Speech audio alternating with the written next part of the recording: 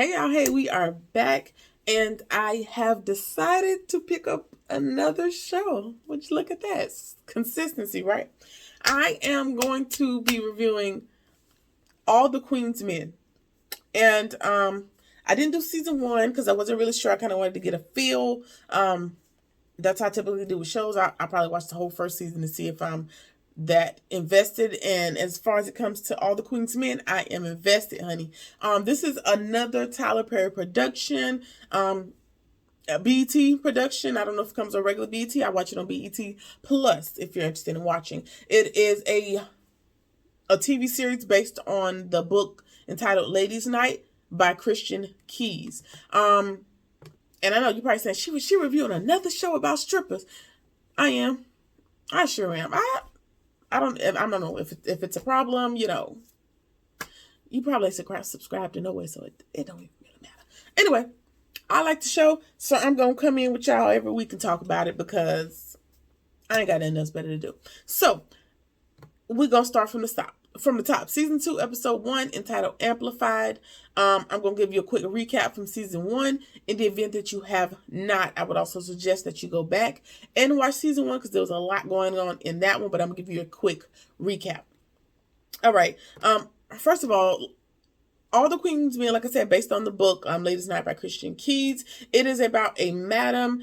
Her name is Marilyn DeVille. Her real name is Eva. Ooh, not Longoria. Eva that won America's Next Top Model. I don't know her last name. Eva that was on Real Housewives of Atlanta. She's the main character. All right. So I'm gonna be calling her Madam because she makes everybody in the club or that she interacts with call her Madam. Madam DeVille, she appears to have multiple personalities because she does have the sweet caring side, but she also has this ruthless gangster that is inside of her. So I'm just going to call it multiple personalities. She owns a male strip club called Eden. She's also a gangster's daughter and a gangster within her own right. Her nephew, Amp, just got out of prison. He killed or caused the death of his girlfriend by way of crashing his car into a pole because she wanted to break up with him and he couldn't handle it, so she did die. He was in a drug and liquor infused rage, so he is coming out of prison after having had served his time for that crime. This is season 1, like I said, season 1 recap. Also in last season, Marilyn DeVille killed her business partner because her business partner's wife was sleeping with one of the dancers at Eden and she had to protect him. So that's causing issues with the FBI because they're trying to find out where this business partner is, but he is dead. She also has a thing for troubled young girls and helping them out. One turns out to be an FBI agent or a plant of sorts, and now the FBI is hot on her trail, but I think they've been able to convert the girl to their side to give them information. Her father is also an OG. He's pretending to be unable to speak or acting special. But there's really nothing wrong with him. He is just pretending to avoid going to prison because of his crimes against humanity. Somebody last season, Red found some money in the club as he pistol whipped Diamond, which is like one of the receptionists at the club. He found money in the wall. Blue is in jail because the FBI is questioning her to get information on Madam. Her girlfriend, Kat, Blue's girlfriend, Kat, confronts Madam for her being in there to begin with, and she needs to get her out. I'm going to expose you. I'm going to embarrass you. I'm going to bury you in all your dirt. This is, again, the end of season 1. And so Madam shoots past Kat's head in an attempt to threaten her for coming in there threatening Madam, and Amp ends up shot by mistake. So Amp is Madam's nephew. So in the closing of season 1, she has mistakenly shot her nephew, and that is what we're going to be coming back from in this season 2, episode 1. All right, so let's jump right into the fight. Jump right into the review. Amp is fighting for his life. Madam is trying to calm him down. He's in her house trying to, and what they're going to do is they're not taking him to the hospital because she ain't with that. We're living this gangster lifestyle, so we have to do this at the house. Her living butler / whatever he is, Tommy, they're going to give him pain pills, and he's like, listen, I can't take pain pills. He is jaded from taking, he's on probation, And he is kind of jaded from what happened the last time he was under these influences by way of him causing his girlfriend's death. So he's like, and she's like, listen, just take it, man, up. We got to get this bullet out. He's afraid, he's upset. And so he is just going through it because he's been shot. So he's all over the place. And Tommy is just as calm as can be. And so Tommy goes, start digging the bullet out. And she's like, listen, trust him. He dug mine out. So we learn here that Madam has been shot previously also. All right. And so she is also simultaneously handling business on the phone, and she's talking to somebody. She's like, listen, go to this address, get this person, and don't let her out of your sight. We learned later on in the episode that she done kidnapped the judge's daughter, but I'll tell you about that in a second. All right. Dude at the halfway house, the dude last season, Red is a dude that was at the halfway house. Him and one of the bail's bondsmen, probation officers, whatever his name, him and Bill, they have people, Bill had people coming into a halfway house, but he like shakes these men down, takes their money, do all things, and then threatens to send them back. And Red is like his henchman, like his plant, while Red is on probation as well. He is there like asking questions, trying to get into people's head, and he learns who Madam is and who he is to Amp and try to get information, trying to get a job. But he really just in this grand scheme of him and Bill trying to rob somebody like they do other people. All right, so he has gone down to Eden, and he, like I said, pistol whipped Diamond, and he stole the money from the club, and he is back in his little room at the halfway house. And Bill is like, listen, what you got? Let me see what you came across, because we thought he was going in there to only get $50,000, because I think that was what was in the safe. But when he hit the wall by accident, he realized that there was money in the walls also. So instead of getting $50,000, he was able to steal $2 million. So he got $2 million in a garbage bag in this doggone room that he done stole from Eden. And so Bill is like, listen, we got to get out of here. We got to get out of town. And he's like, Red is like, tomorrow. And Bill is like, no, we got to get the fuck out of town tonight. They come and get their money. And so, and he's like, listen, so Bill is like, listen, they monitoring the halfway house. There's cameras in here. So I got to come up with a plan. So let's just have a celebratory drink, and we'll figure out how to get us and this money out of here tonight. And that's cool. That sounds great. Sounds like a smart idea. But what y'all don't know is Madam is going to massacre y'all. Madam done killed lots of people, or had a hand in killing lots of people. And y'all going to be 2 more on the list of people that died, because y'all done stole this lady doggone money. Sorry for you. All right. Madam. All right, so we cut and we see Madam, and she has these huge chains that she ties to the front of her car, and the other end she ties to the front of somebody's door. This big house she ties to the front of the door. She snatches the doors off the house, and it turns out it is Judge Ross's house. Judge Ross is the one who has Blue in jail, and I think she was also harassing Babyface, which is one of the male dancers last season. And so she tells the lady's husband, Harry, who is also a judge, that, hey, your wife likes to screw strippers at my club, and if y'all don't let Blue out of jail, all of this is going public, so she better be out of jail before I get there. And so the judges, their phone is also ringing while they're trying to call the cops. And she was like, it's somebody on the other line y'all might want to pick up. They switch over to the other line, and it's their daughter. So when Aunt was getting the bullet dug out of him, she was on the phone to handle the business, she was actively kidnapping their daughter. And her daughter's on the line like, Mom, do what they say. I don't want to get hurt. Just do what they ask you to do. And so your hands are really tied. And so Madeline tells him, like, hey, y'all got 30 minutes to have Blue out of jail, or your daughter's safety is on your hands. Her blood is on your hands, essentially. And I better not find out that nobody's after me, because if I do, I'm going to come back and blow this house off the map, daughter included. So do what you got to do. And so she has figured out a way to get Blue out of jail and further keep this doggone judge on the end of the line. All right, so back at Eden, the Fab Four. So the Fab Four, if you haven't watched, the Fab Four is a guy named Babyface, Fuego. Fuego is also the IT person / stripper person that is on Sisters that interacted with Danny a time or two. So we got Fuego. Side note, one thing about Tyler Perry, he's going to utilize all his people across all his shows and all his platforms, because Fuego is now working here on All the Queen's Men, and he's also on Sisters, and some other characters that I'm not going to get into. But you got Fuego, we got Midnight, we got Doc, Fuego, Midnight, Doc, and who's the other one? And Babyface. So again, Midnight, Doc, Babyface, and Fuego. Those are the Fab Four, which is basically just means those are her top 4 performers and, you know, her special men that work at the club at all times. So the Fab Four are performing, and once they're done, they're arguing with the new booty on campus, which means last season Marilyn hired some new strippers to come in. One being a gay woman by the name of Trouble. She's like, listen, I'm holding it down while everybody is missing. Like, y'all need to get back on stage and figure it out. Because at this point, Diamond is still knocked out in Madam's office and nobody knows she's in there. Blue is in jail and Madam is missing altogether. So they just trying to keep the show going while everybody's not what it's supposed to be. There's a lawyer in there, I forgot her name, but she is still stalking Babyface. She is infatuated with him and throws all her money at him. And at last episode, she had an attitude with him for some reason or another, and she took his car back, and he's like, listen, I don't want your money, I don't want nothing to do with you. You took my car last time, so goodbye, get out my face, I want nothing to do with it.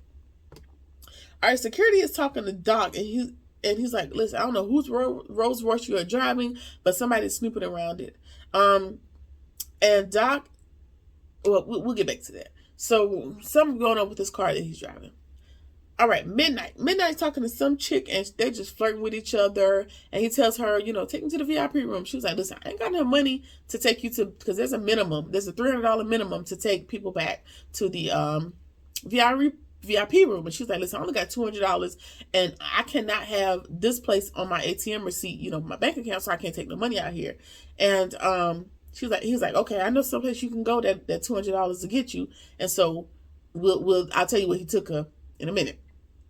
All right, so Doc goes outside to see who was at his car, and it's some dude looking at his car, and it's Teresa's husband. Teresa is one of his regulars. Teresa's one of Doc's regulars that comes by from time to time, and, you know, they're on again, off again, just hooking up. And her husband is like, you know, you hooking up with my wife or whatever. He was like, listen, I ain't know nothing about that. Talk to your wife. I don't got shit to do with that. And he was like, listen, and he's starting to realize, like, it's a lot more going on between Doc and Teresa than he knows. And he's like, listen, it's my little girl, mine's, and all Doc says is like, go talk to your wife. And we know last season that Doc's probably that baby's daddy, but I guess he just said, listen, that's not my business to tell. And he is just, the husband is like just outdone. He's like, listen, she is perfection to me. Like, you're not going to tell me that's not my baby. You're not going to tell me, like, this is what's going on. Like, he basically living in a delusion. Like, I put this lady up on a pedestal, and this is where the fuck we at with it. Quiet as it's kept. By the time we get to episode 2, because they drop both episodes at the same time. By the time we get to episode 2, you'll realize that she's a lot more than trifling. She's a lot more than full of shit. And we'll get into it. Come back on the next episode. All right, so he's asking for a man-to-man conversation. His doctor's like, listen, I can't tell you nothing. Talk to your wife. Then the man calls his wife, then the man takes the car and leaves, and then Doc calls and he's like, listen, you should have put me up on game and let me know y'all was still together. He on the way to come get you together, and so you should be ready. She's like, I don't care what he's talking about. Like, I don't care about being confronted. You just need to, you know, don't get in that, essentially. All right. Inside the club, Madam finally showed up, and Trouble pulls up talking about, yo, what up? Like, basically like she on the street. And Madam do not play. One thing about Madam, she's about decorum and getting to the money. With the fashions, she just be on her shit. So we know that Trouble is new and she a little rough around the edges. So Madam is like, who are you talking to? Everybody's required to call me Madam. Madam, nothing more, nothing less. I'm not your yo, I'm not your homeboy. Find you something safe to do. All right, so Trouble's really there to just brag about holding it down while Diamond is missing and Blue is missing and Fuego is up next. So she was like, Fuego's up next, so you just go get him and get him to the stage and get out my face. Fuego has a bachelorette party that he was special requested for, and he walks over and realizes that he knows the lady and he's just overcome with emotion. He can't be bothered, and so he runs away. And Fuego / we learn his name is Alonzo. All right, cool. So we'll get back into that later. Madam goes into her office and she sees that Diamond has been knocked out. Her office is in shambles, like the money in the wall has been stolen. And she wakes Diamond up, and Diamond is, like I said, waking up from being knocked unconscious. And she's like, get off of me. She's fighting back. But she realizes this is Madam, and she's apologized. She's like, I tried to fight him off. I'm so sorry. And she's like, him who? Who you talking about? She was like, the man that robbed you. And she was like, who is the man? Red. The man is Red from the halfway house. She was like, that little nigga that came here looking for a job? She was like, yeah, it was him. And she was like, all right, don't tell nobody. Don't tell nobody what happened. Don't tell nobody anything that went on. You need to go out there and, and continue DJing like nothing happened. Go clean yourself up and get back out there, and DJ. Again, don't say nothing to nobody. Stop apologizing. Like, we're good. It's not your fault. Which I understand, girl, because, like I said, the way Madam be killing people, I'm going to apologize profusely because, bitch, I ain't nothing to do with it. I tried to fight them off, but I lost the fight. Don't kill me. So I understand her profusely apologizing. All right, so Fuego, he walks back to the back because he does not want to perform at this bachelor party, and he sees Midnight in there, knocking down the $200 lady in the dressing room back there with all the other dudes, and I'm like, Midnight, what is you doing? Like, $300 would have got you this. She paid $200 for a $300 special because in the private room, don't you get the full service? So you didn't do yourself no favors. But all right, cool. Just get your money, man. I guess. Shit. All right. So we learned that the bachelor that he stormed away from, the bachelorette that was there that requested him specifically, is his ex. And so Doc's like, okay, what's the problem? She's like, well, my father didn't like me. He didn't think I was good enough. And then she shows up here tonight to see me stripping, and she's probably marrying someone, with a bunch of money. So he just feels kind of low about the situation. Like, this was the love of my life, and she left me because her dad didn't think I was good enough, and she's probably marrying some rich man. And to add insult to injury, she's in here watching me be a lowly stripper, as people would say, as people think they are. Let me say that. And so I don't want to do it. And Doc tells him, like, listen, you're not like the rest of us. Like, you're literally just here to get your money, finish school, and get your tech company off the ground. So it's temporary. Like Doc realizes that everybody else this is their lot in life. They're just gonna be here at this strip club until their benefits plan kick in, because I don't know if there's a retirement plan that comes with that. But Fuego's a little bit different because, like you said, Fuego goes to school. He's trying to get his business off the ground. He is one of the few people. Now, there's a lot of people that tell the story, oh, I'm going to pay my way through school. He is legit doing exactly that. All right. He was like, I know, but she was the one. Like, she was the one. So it kind of hurts him, I guess. All right. So Amp is riding with surgeon / chef / whatever Tommy is to Madam. And Tommy is over there just eating snacks, child, while they're on the way to the hospital. And Madam calls, and she was like, y'all good, whatever. She's like, yeah, we headed to the and Amp, Tommy's like, yeah, we headed to the hospital. And Amp is like, and Madam's like, okay, cool, make sure he gets there safe. But before you drop him off, make sure you get the hotel to make sure you get the address to the halfway house, because she got shit she need to handle over at the halfway house. And Amp is over there. He is just he is writhing in pain, child. He is about to die. He moaning and groaning. He is just damn near about to give his last will and testament because he think he's about to die. Again, nobody else around him. Everybody else around him is so used to this type of shit. They're like, you'll be all right. We already got the bullet out. The bullet ain't gonna be traced back to us. Just tell him something. You're gonna be all right. They're gonna take care of you. It's good. You want some of these cookies? Like, what's up? And Amp is like, what the fuck? Like, I'm finna die. Like, he really think it's over for him. So, yeah, they drop him off at the hospital. Well, they're still on the way to the hospital. All right.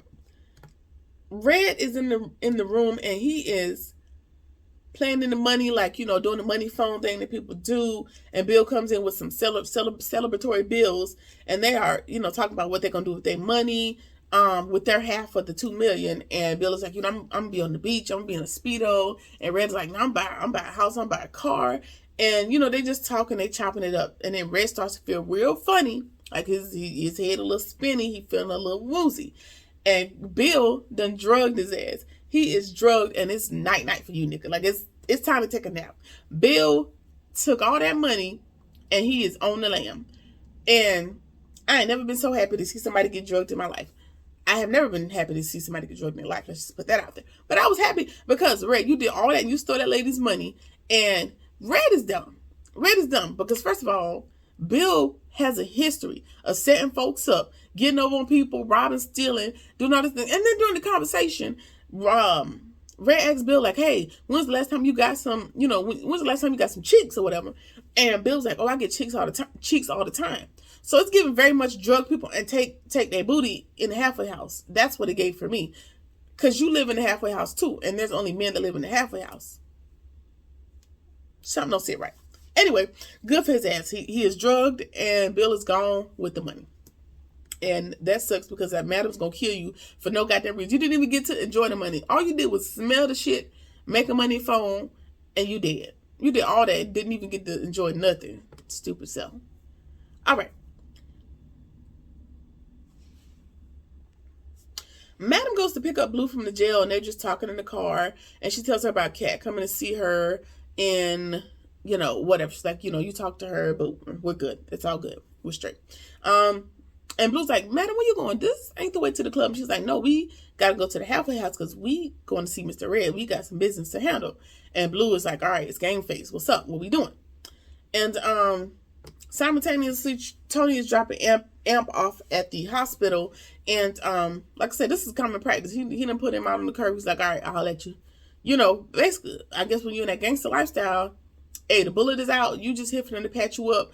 You don't know what happened. You better make up some shit as long as they don't come back to us and go about your business. All right, so Amp tells him that he cut himself, and we see that the nurse that has to help save Amp's life is the mother of the girl that died in the car crash with Amp. And he caused the crash because of his anger, because of his issues or whatever. When he was drunk, or driving under the influence. So that is going to prove to be interesting as well. Diamond is at the club after the closing, and she's talking to the Fab Four, the guys, and they're asking where she was at. She was like, I was here the whole time. She was like, I just had a lot going on or whatever. And they're handing in their tips, their portion of the money, their portion of their take for the night goes back. A portion goes back to the club. And Midnight is like, you wasn't here. And Doc or one of the other dudes was like, yes, she was. Like, basically like, shut up, she was here. Don't say she wasn't here. And Midnight was like, yeah, all right, but sure. And whatever, moving right along. Doc is headed home, and Doc is walking out of the club. He has a baby crying in a car, and it is Teresa. Teresa and the baby is sitting in his car. First of all, why are you breaking into my car? Second of all, if your car was there, Doc, why did her husband have to come get her car? Why are you driving so many damn cars? Whatever. Anyway, the baby crying, and so Teresa's got the baby in the car and claims that her husband whipped her ass and put her out because she got caught with Doc. And she don't got nowhere to go, and he need to help her, with him being the side dude, he need to help her out. Her face is all bruised and whatever. So Doc got to figure out what the hell to do with them. All right. Back across town, Blue and Madam then got to the halfway house, and she asked Tony, like, hey, put something big in my purse. Code for the works. You know what I'm doing. So there's an AR in the trunk, and they pull out the AR and they walk up to the front door because they finna go see where Red at and take names and take their money. And so they walk up to somebody outside, and she's like, I'm looking for Red. And he was like, ain't nobody here named Red. And so she shoots him. She shoots his ass and walks on in the house. And she's like, somebody better tell me where Red is. And so she asked another person. So the man outside, he spoke and said, hey, ain't no Red here, and tries to run. And she shoots him in the leg, and then they proceed in the house, right? And so she asked another person, like, hey, where's Red? And nobody said. Everybody just seems to be stunned, like they're just looking at her. I mean, if I'm looking at AR, I might be frozen in fear too. But he didn't say nothing. Execution. She shoots him in the head. So she looks at another person. Can you tell me where Red is? No? In the head. I mean, she does this about 5 or 6 more times. Like, all 10 or 12 people that may have been sitting in this living room have now been executed because nobody will say anything as to where Red is located. And for me, I was like, after about the second person, I was like, somebody, please tell this lady where it's apparent all of y'all are going to die until y'all tell her where Red is located. And so once she done killed everybody in the room because nobody has bothered to speak into her where Red is, Blue comes in and she's like, Madam, read the sign on the wall. there's a sign on the wall that says, "This is a halfway house for deaf inmates." So, well, deaf ex-prisoners. And what that means is this halfway house houses people that used to be in prison, but the majority of them are deaf. Now, Amp and Red and maybe a few others are not, but the majority of the people in this halfway house are deaf, which is why nobody fucking spoke. They couldn't hear. One of the men, he kept pointing. I thought he was pointing upstairs, but he was probably pointing at the deaf people sign above his head. And so this is why nobody is talking. She was like, oops. And then she was like, I guess they definitely won't be saying that now. And so that was funny because, girl, in the midst of you murdering people, you just got jokes. Okay, cool. All right, so they go upstairs and they kicking in every single door that they can find. They get to the last door and he is strapped. He out in the bathroom and they getting into a little shootout. And he done got himself hit. Red. And he done got himself hit. And so they tie his ass up and start asking questions. And he acting dumb. And so she started shooting off kneecaps. She was like, listen, you're gonna need a doctor, but I ain't gonna need more bullets. So you need to speak up because I'm tired of talking. He's like, I had it, but Bill stole it from me. And he claims he knows where Bill is. He don't know, but he's just trying to, spare his life. You don't know where Bill is. I really don't have more time. So the big thing that Tommy put in her purse was a bomb. She straps that bomb between his legs and she walks out. She leaves it with him as a parting gift and they get the fuck ASAP. And so now the whole doggone halfway house has blown up, and that ends season 2, episode 1. All right. A lot. There's a lot going on here, but it's giving very much girl boss. It's giving very much gangster. It's giving very much, if I was a madam, this is how I would conduct myself, because you're not going to play with me and my money. All of that. So like I said, I'm taking on the show. I'm going to be reviewing this as well. Let me know what you think about it. If you've seen the first episode, drop that in the comments as well. Much like a lot of the Tyler Perry series thus far, they drop episodes 1 and 2 in the same day. So the video right after this one will also be season 2, episode 2. So I jump right back into it. In the meantime, like, comment, share, subscribe. Let me know what you think about the episode. Like, comment, share, subscribe, or whatever it is that you feel like doing. I'll see you in the next one. Peace.